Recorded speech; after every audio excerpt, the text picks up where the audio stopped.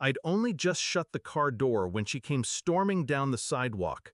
Hair frizzed, cheeks flushed, fury radiating off her like heat from pavement. "You need to stop hurting her," she spat, finger shaking in my face. I blinked. "What?" "Your daughter," she hissed. "I hear her, screaming, crying, every day. You don't even try to hide it." My heart did this strange skip. Not fear, not confusion, a pause, like something inside me froze just long enough to notice the chill. "My daughter's in Scotland," I said slowly. "Studying." She stared at me, waiting for a crack in the mask. "I already called child services," she snapped, and turned away, triumphant. My front door creaked open. I didn't remember unlocking it. Inside, the silence felt curated. No hum from the fridge, no ticking clock, like someone had stripped the house of its sound. I moved through the foyer, slow, careful. Nothing looked touched, and yet everything felt off. The dining chair was slightly askew. A glass had moved from the cabinet to the sink. A faint indentation on the couch. Too shallow for an adult. Too small. Child-sized. I walked to my daughter's room, knowing it would be locked. It was. I didn't remember locking it before she left. I didn't remember a second toothbrush in the bathroom either. One with pink bristles and a cartoon handle. Still wet. I stared at it for a long time. Too long.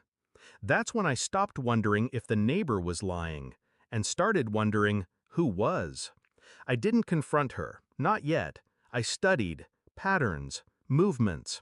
Every week the grocery bills were higher, but the fridge was still half empty. Items I never ate, fruit snacks, juice boxes, buried under bags. A week later I installed hidden cameras. Nothing at first, just her. But one afternoon, 2 days after I told her I'd be flying out for work, she didn't know I never left, and the footage showed a little girl being led into the house by the hand. A girl I'd never seen before. My wife smiled at her like a mother, tucked her hair behind her ear, fed her, brought her into our daughter's bedroom. I watched the girl sit on the floor and hum softly to herself while my wife cleaned around her, like she belonged here, like she had always belonged here. I printed stills, dates, times, faces. I pulled bank statements. I tracked transfers to an unlisted account, and I traced the name on the receipts. Isla Renner, age 6. The name my wife had whispered in sleep once, years ago. Back then, I thought it was a dream. Now, I knew better. The DNA test took 4 days. The envelope arrived unmarked as requested. I opened it with a scalpel, because knives are too honest. Probability of paternity, 0.00%. I sat with the paper for 13 minutes. Just sat. And then I printed a second copy. I placed it in her favorite mug, the one with the quote, "Love is patient, love is kind." That evening, I set the mug on the table, poured her tea, watched her open it and read. Her face fell in increments. Denial, shock, guilt. Then the eyes watered. "What is this?" she croaked. I didn't respond. She looked up, searched my face for rage. There was none. Only frost. Only silence. "You brought a child into this house," I said finally. My voice wasn't angry. It was surgical, precise. "You hid her here. You used my daughter's room. My money. My name." She shook her head, mouthing words that wouldn't come.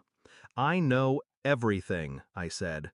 "The birth certificate, the hidden payments, the lies." Her lips parted. She reached for me. I stepped back. "You were pregnant before we met, weren't you?" Silence. "You told me I was your first, that our daughter was ours." She wasn't. Her breath hitched. "I met her father," I added quietly. "He's been looking for Isla for 3 years." That was the knife. Not sharp, not sudden, but buried deep. She collapsed into the chair, sobbing. I left the papers on the table. the custody reversal documents beside them, and the police contact card for the kidnapping unit, just in case. I sleep in hotels now, rooms with white noise and no ghosts.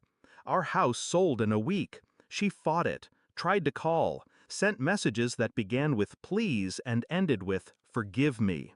I never responded. I don't hate her. I don't love her either. What I feel is colder than indifference. It's the kind of peace you earn through fire, the kind that scars. They call it closure. I call it the moment you stop bleeding. Because truth is, I didn't lose a daughter. I never had one. And she didn't lose a husband. She lost the mask she wore to keep the lie alive. And now, she has to live with the face underneath.